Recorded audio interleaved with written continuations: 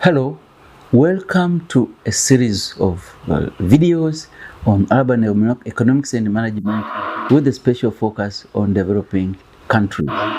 If you are new, please do subscribe to my channel because we have a lot of goodies for you. My name is Lusuga Kironde, Professor of Urban and Land Economics. Welcome. If you have just joined, this will be video number 6. And previously, in lecture number 1, we looked at the meaning, scope, and application of urban economics. We looked at the economics of urbanization. We looked at urban land use patterns. We looked at urban employment and livelihood earning activities. And we looked at urban housing and human settlements. Now, this is video number 6. At the end of this lecture, you will know the meaning of owner occupation, the advantages of owning a house, the challenges of owning a house, the meaning of being a tenant or a renter, advantages of being a tenant or renting, challenges related to being a tenant, policies to support owner occupation, significance of renting in developing countries, cities, policies to support rental housing, and why economists don't like rent control. There are various ways of consuming housing, but the major two ones are either you are an owner or you are a tenant. When analysts analyze housing in the more developed countries, they use the mortgage model. You acquire housing by buying it with a long-term loan called a mortgage, where you have to pay a deposit, and then you pay this loan in installments for a period of something like 30 years. So, but renting does not entail that kind of arrangement, and therefore people compare. Supposing you don't take a mortgage, but that same amount of money you put it in some other investment, you might find that it's much better to rent than to own. But when you go into cities of developing countries, there are very few people who use loans to acquire property. Land acquisition is differentiated from house acquisition. Construction is undertaken incrementally, and the house may be occupied even when it is unfinished, and renting may be the only option for most households. The analysis of ownership against renting is pertinent because there is a belief that house ownership is the ideal goal with nothing except advantages. This underestimation of the cost of ownership leads to dilapidated houses in the long run. There are no policies to support rental housing, despite the fact that the majority of house occupiers are tenants. Landlords, and even more so, landladies, are cast in bad light as exploiters, much as they are investors offering an essential service. What is owner occupation? Owner occupation is a type of tenure where the owner also occupies the house. Sometimes it's called house ownership, but of course the house can be shared with the tenants.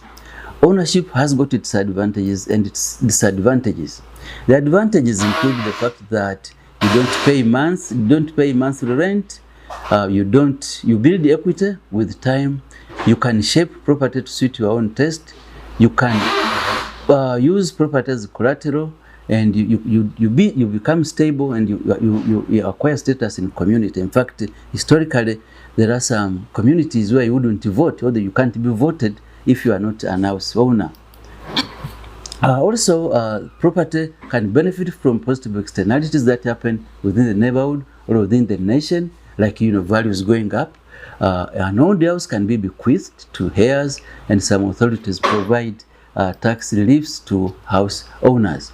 There are, however, a number of disadvantages. You have a responsibility to maintain the property. You have the responsibility to pay tax, and land rent, and home insurance.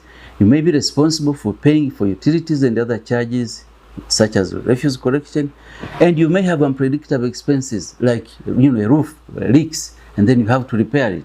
And also there is a lot of cars to do around the house. You're always busy doing this or doing that. There is also the disadvantages include that you may suffer from harmful externalities. There is limited flexibility if you want to move or change the amount of accommodation you are consuming, or even to change your budget. Owned house is illiquid because it is not easy to transfer, and it encourages mobility of labor within society. Let's look at renting. Renting is a house tenure where you occupy a house or part of it which is not yours, but on certain agreed terms, such as paying rent over a period. The house owner in that case is called a landlord, and the occupier is called a tenant. The advantages of renting are that it has a relatively low cost of entry. There is low or no down payment, no purchase or land acquisition or development costs, and it offers a lot of flexibility. You can change location, you can change property, you can adjust your budget or accommodation depending on your needs. You have relatively predictable expenses. You are not expected to repair the roof, for example. A tenant is not responsible for maintenance and repair. Also, the tenant is not responsible for ownership costs like property tax or land rent. A tenant has lower utility costs because most of them are usually shared, and they occupy a relatively small accommodation, and they have few responsibilities related to the property, such as landscaping, flood control, or fumigation. The disadvantages are also many, that a tenant is not building equity in the property. It looks like money is being thrown away. Tenant may be required to move involuntarily following a decision by the owner. Also, rents may go up beyond what the tenant can afford. For example, if the neighborhood has gone up in value. The tenant may not be free to alter property to suit their tastes. The tenant cannot use property for financial leverage. They cannot use that property to bequeath to somebody, but also sometimes you suffer from noisy or troublesome or discriminative landlords. The significance of renting, however, should not be underestimated. Rent is not money thrown away. It buys a necessary service. We do that with other services like transport. So when you travel, it's not like we are traveling in our own car all the time. So even rent is the same. It's not your own property, but you are enjoying a necessary service. Without rental housing, where would the millions be housed? The majority and large cities of developing countries are tenants. And here we have some data. The city of Nairobi, 91% are tenants. The city of Kampala, 71% are tenants. And the city of Dar es Salaam, 57% of tenants. But this prevalence of households in rental housing is seen by some analysts as a government failure. Policies must reflect the importance of rental housing in developing countries.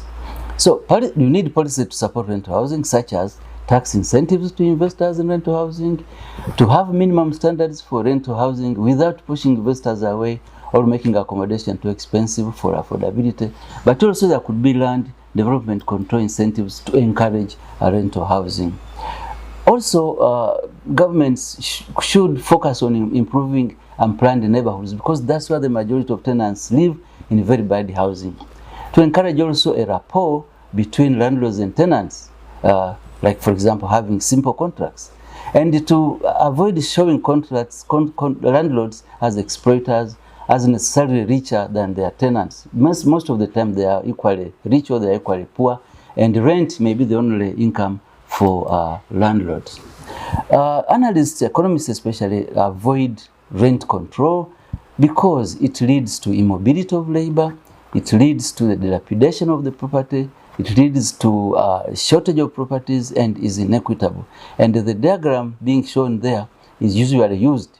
The D and S where they cross, that's the equilibrium rent, but rent control, rent is put down to R2, it immediately creates a shortage between H1 and H2, and in the long run, you have a national housing shortage which comes down to H3. So economists don't like rent control at all, and it's not good. It doesn't help to improve quality of rental housing.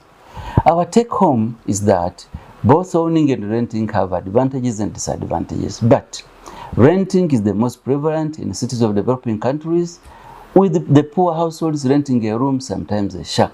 And therefore, the focus of public policy needs to be on improving conditions of rental housing. And if we are looking for resources, there's this important resources by the UN Habitat, which is a policy guide to rental housing in developing countries, and which I think all policymakers, academics, and researchers should consult to see what to do about rental housing. Thank you very much for listening.